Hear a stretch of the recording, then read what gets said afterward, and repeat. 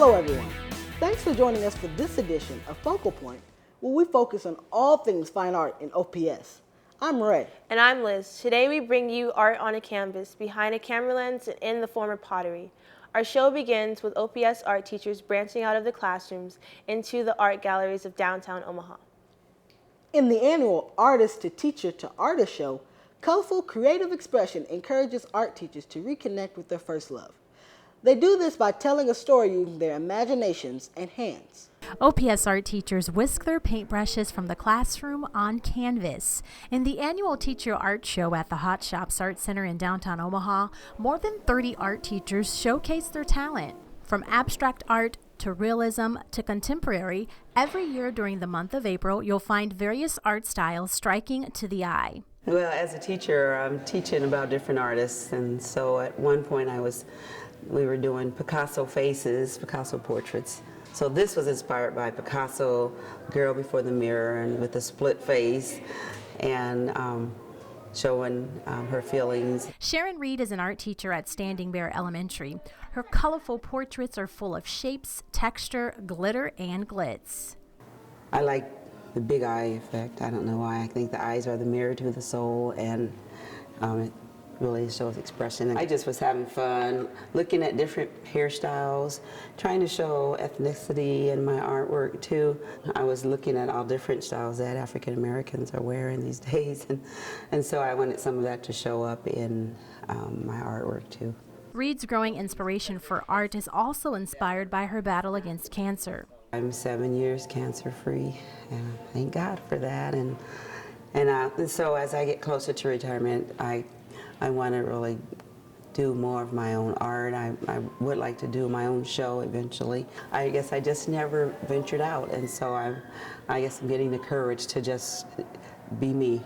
And so this is colorful me. Reed isn't the only artist reaching outside of her comfort zone.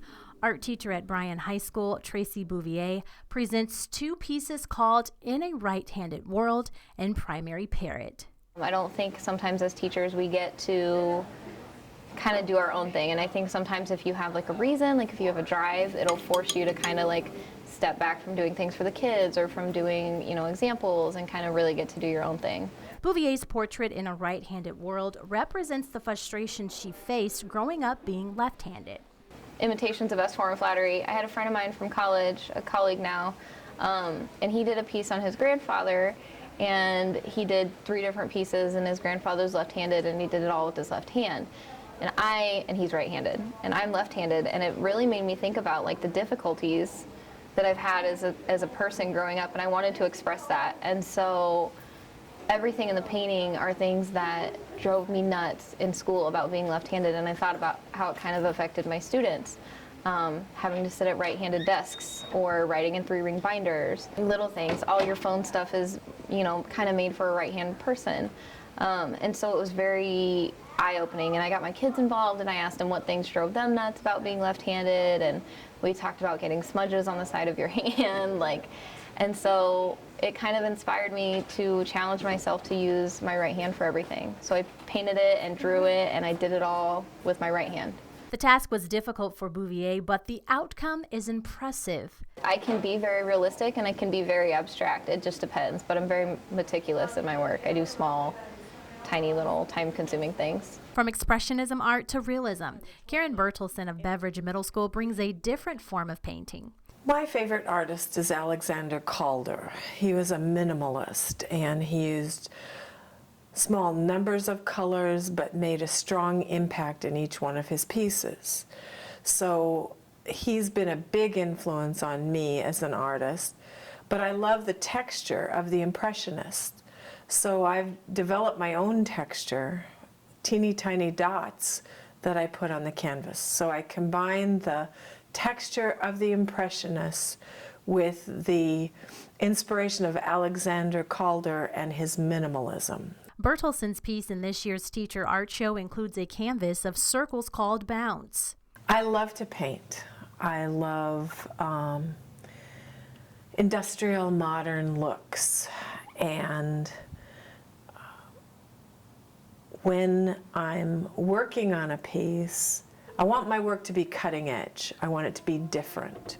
So that's why I developed the dots to be totally different than what anybody else does, and that's another reason that I don't have my works up on the web, because I want to confine my idea to my production. Bertelsen has participated in the teacher art shows before. These paintings called Love and Black and White were featured in previous exhibits. I like simple names that show simple actions or movements. And if you ask Bertelsen what motivates her to paint, the story behind her passion isn't complex.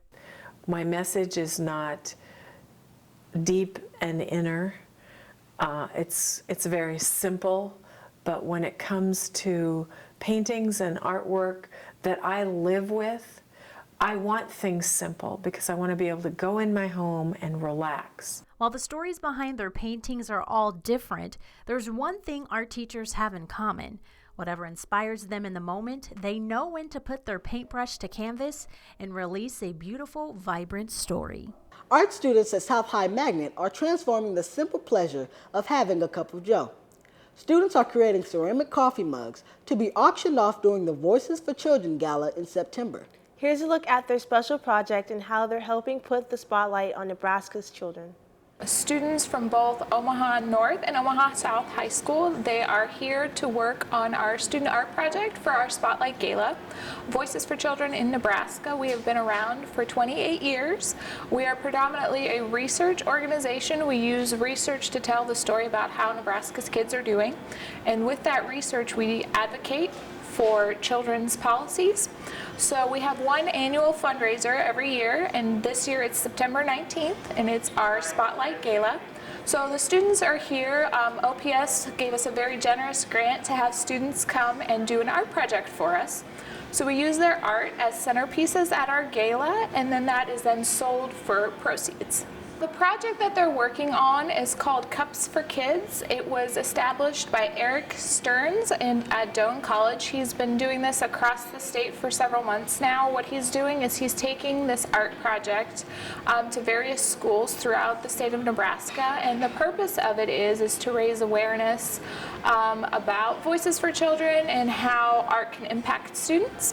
My involvement with the students is, Voices doesn't do programming for children, but everything they do impacts the kids. So I talk to them and I just explain to them what Voices is and what they do and why they're important, and to invite them to put some of their energy into one of these cups at the fundraiser for Voices for Children, one as a representation and to remind the people who are at that event who they're really there for, and hopefully when they purchase this cup at their table and take it home, it's something that they can focus on to tell the story of Voices for Children and the importance of their work, and just a reminder of what it's all about. It's just nice to have, since our mission is solely focused on telling the whole story of Nebraska's kids, it's nice to have centerpieces that are created from Nebraska's kids that are kind of a showcase of what we do as an organization.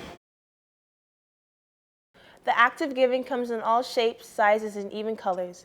Beverage Magnet Middle School students are proving that in a big way at Table Grace Cafe. Table Grace Cafe is a local nonprofit that helps serve anyone in need of a meal. 8th grade art majors at Beverage Middle School created and installed this glass art piece at the cafe. Prior to the installation, students also helped the nonprofit organization by collecting food, gathering end-of-the-season produce from a truck farm, baking cookies, and serving lunch to customers. It feels really good. I mean, usually I'm not really around to give back to people, but with this experience through the school, it was really rewarding and it's really fun to do. Students also presented a check to members of the board at Table Grace Cafe. They earned the money for the donation by holding various fundraising efforts throughout the school year. It's been said that a picture's worth 1,000 words. Monroe Middle School Art Club students are proving this to be true by using art and photography as a means to build a better community and shed more light on homelessness. Monroe Middle School Art Club students are breaking down the stereotypes of homelessness with photos of hands, color, and word phrases. This was one way to use art to start to have people tell their stories and other people hear them and share those stories, and particularly groups of people that might not cross each other's paths or meet each other before. For the service learning project coined Start with a Story, End with a Community, students visited with residents at the Sienna Francis House. We just paired people up at random, and then they met, and then they shared stories about themselves, what they liked, maybe even favorite colors, and then they exchanged those stories and then used their hands to try to tell those stories. I took a single photo. It was when she was explaining her favorite color, yellow, and I took what she said about the color and just wrote it on it. She said the color yellow is bright and just beautiful. Students might have been very cautious at first. They didn't know what they're getting into. They didn't know who they were meeting. And what was even interesting amongst our students, some of the students don't speak English that well. So using art, that visual component to share a story was pretty amazing. In a celebration ceremony at the Joslyn Art Museum, students and residents were honored with an exhibit representing the photography they created together. I guess I learned a lot about people and their experiences. She really likes her son, and she seemed very vibrant and passionate about things. And I thought that came out when she was talking about her color. For another student, Kaitlyn, the service learning project was more than just an art assignment. She also walked away with a valuable life lesson. To not take what you have for granted, because I know I did that a lot. And when we visited the shelter, it really opened my eyes to see that people have it worse than you, and you just have to take it as it is. The art will be on display at the Joslyn Art Museum through the month of May.